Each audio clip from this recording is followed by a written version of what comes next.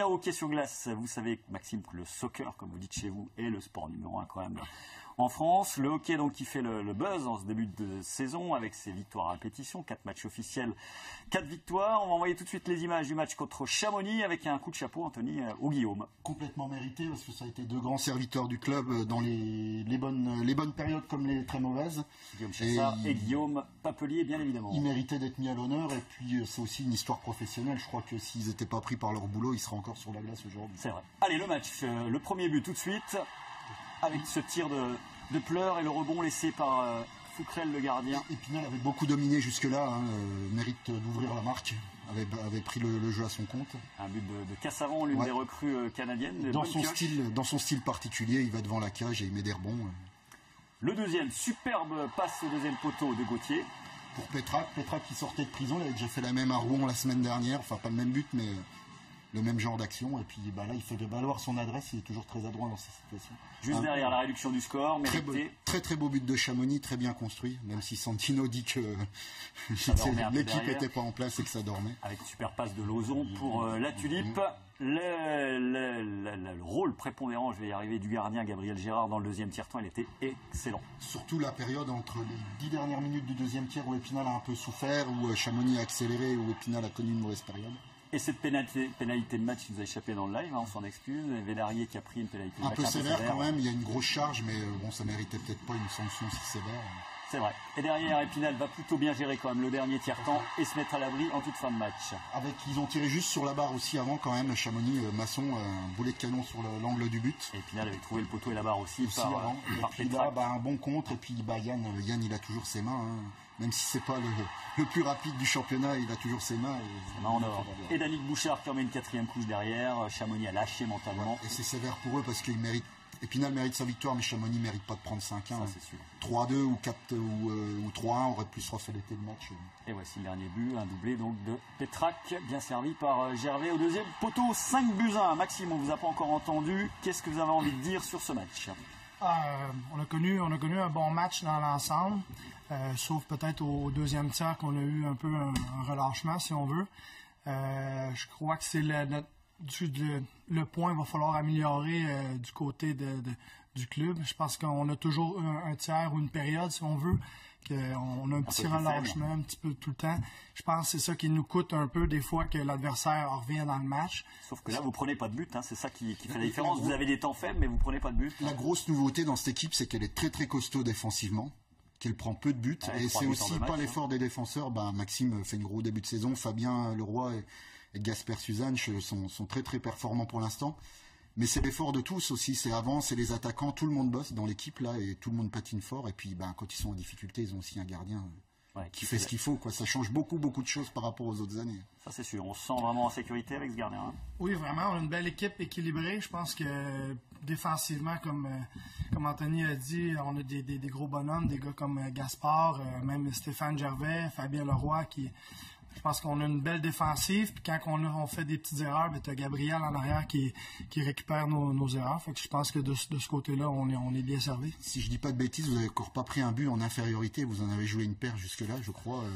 Je crois qu'on est parfait, oui, en infériorité. Ça montre un peu la solidité de la défense. Bon, et dans ce concert de louanges, il y a un tout petit point noir, c'est le jeu en supériorité numérique, le powerplay qui est vraiment pas au point en ce début de saison. On l'a vu encore samedi. Ouais, mais Santino, il compte pas là-dessus. Enfin, il dit toujours que les matchs se gagnent pas là-dessus. Et je pense qu'il a fait le pari aussi de pas monter d'unité spéciale, de faire monter les blocs qui jouent habituellement et de pas faire d'unité spéciale là-dessus. Bon, mais c'est vrai que ça peut débloquer quelques matchs.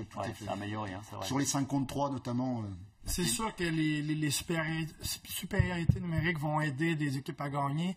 Je crois qu'en ce moment, ça va pas très bien pour nous.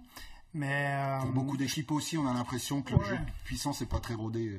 Mais je pense que c'est avec le temps. Avec le temps, je pense qu'on va trouver des jeux, des façons de trouver le fond du filet, si on veut, de marquer. Mais je pense qu'il faut être patient. On a des chances. On concrétise pas. Mais je pense que ça va venir avec le temps. On a beaucoup de talent, des gars comme Danick Bouchard, Sébastien Gauthier, Steven Caciotti.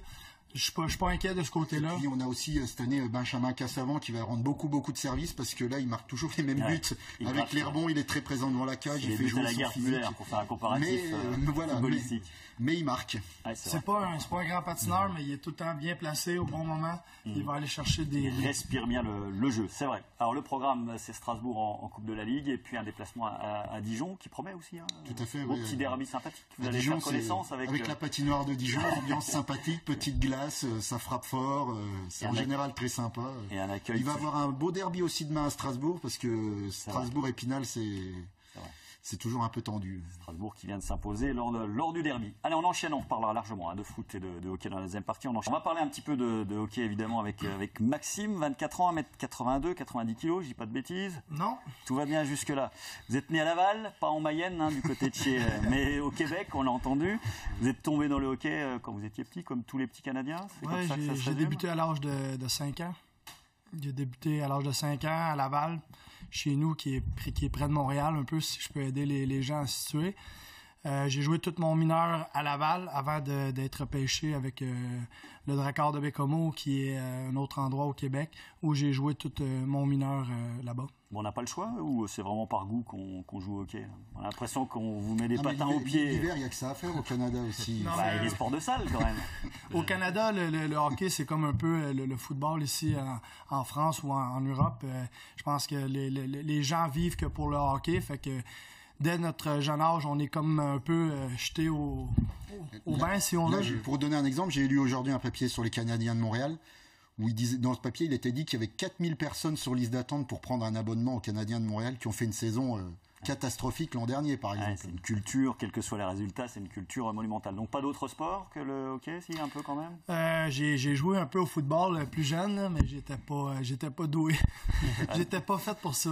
Vous n'êtes pas un bon arrière-droit, parce que je crois que du côté du chasse, on cherche un arrière-droit depuis un petit moment. Donc, mettons que je suis moins à l'aise que Tristan avec un ballon et mes pieds, mettons. Alors ensuite, donc vous partez... Pourtant, il les aiderait bien pour l'impact physique, il n'y a pas de souci. C'est vrai. Ensuite, vous partez du côté de Caron et Gué de Trois-Rivières. Vous avez fait quelques camps d'entraînement avec les Flyers de Philadelphie. Ça, c'est sans doute un des plus beaux souvenirs de votre vie. Pour préciser aux gens, les Flyers de Philadelphie, c'est la NHL, c'est le plus haut niveau mondial. Exactement. Donc ça, à l'âge de 18 et 19 ans, j'ai fait deux camps d'entraînement avec les Flyers de Philadelphie, dont la première année où j'avais resté, j'ai été le dernier retranché là-bas. J'avais joué deux parties amicales, des games d'exhibition avec les Flyers contre les Devils du New Jersey. Fait que je pense que côté hockey, c'est ma plus belle expérience, je pense que j'ai vécu à date. Donc vous avez toujours ça en tête, la NHL, Anthony le disait, c'est le rêve ultime, même si cette année c'est plutôt le cauchemar ultime, puisqu'il n'y aura pas de match visiblement, mais on a tous ça en tête quand on joue au hockey au Canada. C'est sûr que pour le Canada, on regarde la Ligue nationale la minute qu'on est capable de regarder la TV, quoi. Fait que je pense que c'est le rêve de tout jeune. Alors qu'est-ce qui se passe là? C'est encore une histoire d'argent du côté de la NHL? Ouais, je crois que les propriétaires ils veulent plus d'argent. Je pense que je connais pas trop ça exactement, là, mais je pense qu'ils sont gourmands si on veut. Et ils veulent pas distribuer aux joueurs. Puis les joueurs veulent pas se laisser aller, fait que je pense que cette année il y aura pas de hockey au Canada. C'est malheureux. Il faut préciser aussi que les meilleurs joueurs NHL sont revenus jouer en Europe. Il y en a beaucoup là, notamment Ovechkin, qui est la grande star russe, qui va jouer dans le championnat russe, qui est un championnat très très costaud, qui est juste derrière la NHL au niveau retentissement et puis au niveau financier. La Suisse aussi va être un point de. Il y a beaucoup de joueurs. Moi, j'ai entendu parler. Il y a beaucoup de Canadiens qui vont venir jouer. Crosby, Sidney Crosby en Suisse, par exemple. Là. Donc l'Europe va en profiter un petit peu. On va parler quand même de votre rôle à Épinal. Anthony, on a l'impression qu'il est arrivé il y a 3 ans déjà. Oui, c'est clair. Ouais. Il est totalement intégré. C'est déjà le boss en défense. Je peux pas dire que c'est le boss. Je pense qu'il partage les rôles à beaucoup de joueurs pour l'instant, mais il s'est bien trouvé, il s'est bien fondu dans le moule. Alors déjà, je pense que c'est par rapport à son attitude personnelle. C'est quelqu'un d'ouvert qui discute avec tout le monde pour être venu plusieurs fois aux entraînements, serre la main à tout le monde, il y a toujours le sourire. Et puis sur la glace, en revanche, vaut mieux pas le rencontrer parce qu'il a déjà mis quelques cartouches assez sévères à quelques attaquants. C'est vrai que sous son air sympa, sur la glace, ça rigole pas. Le hockey canadien est beaucoup plus physique que le hockey européen, vous confirmez? Oui, c'est sûr que le hockey nord-américain est un jeu un petit peu plus robuste, ce qui était à la base un peu plus mon style de jeu. Je pense que le hockey européen, si tu reviens 4 ans en arrière, c'était pas une chose qui m'intéressait, vu à mon style de jeu. Mais là, j'ai 24 ans. Ma carrière de hockey, elle est un peu nulle part. C'est Danick qui m'a mis en contact avec Danick Bouchard qui m'a mis en contact avec Santino. Puis j'ai pris quelques temps pour réfléchir. Puis je pense que c'était une belle option pour moi de m'en venir ici à Épinal. J'avais entendu des bons mots au sujet de la ville.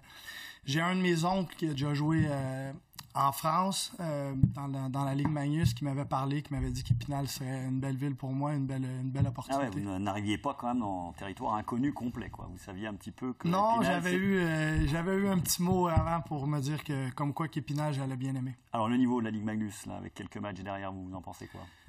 J'ai été surpris. J'ai été surpris parce que au niveau du patin, c'est beaucoup plus rapide que la ligue où je jouais au Canada. Donc, niveau rapidité, c'est vraiment plus rapide. Les joueurs ont les arbitres qui sont moins bons en France, c'est ça? Ça, c'est son dada. J'ai rien dit, hein? Mais il n'a pas dit moi, j'assume. Il n'a pas dit le contraire non plus. C'est sûr que du côté des arbitres... par rapport au contact, notamment à Rouen, où il y a quelques contacts, je pense qu'ils ne méritent pas d'être sifflés. Et samedi encore, il y a 2-3 pénalités où c'est... Même si on a laissé pas mal jouer finalement dans le deuxième tiers. Ouais. Après, ça a laissé jouer, mais au début de match, il y avait 2-3 choses. C'est vrai. Je vous dirais que je suis pas encore très à l'aise avec ça, parce qu'avec le style de jeu que j'ai, normalement, je frappe beaucoup plus que vous êtes un peu en retenue aujourd'hui. Mais là, on dirait que j'hésite des fois parce que je veux pas je veux pas me ramasser en prison. Allez, il nous reste 30 secondes avant la fin. On va vous voir marquer quelques buts quand même si vous n'êtes pas un défenseur très offensif, vous n'avez pas forcément un slap redoutable, mais est-ce que vous aurez cette capacité-là quand même à marquer quelques buts?